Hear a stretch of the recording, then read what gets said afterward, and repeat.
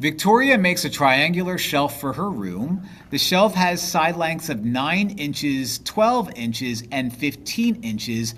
The largest angle is 90 degrees. Which description of the shape of the shelf is accurate? Well, without even looking at my options, quick picture.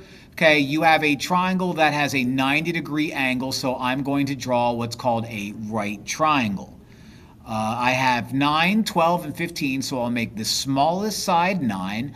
I'll make the medium side 12 and the hypotenuse 15. All of these are in inches.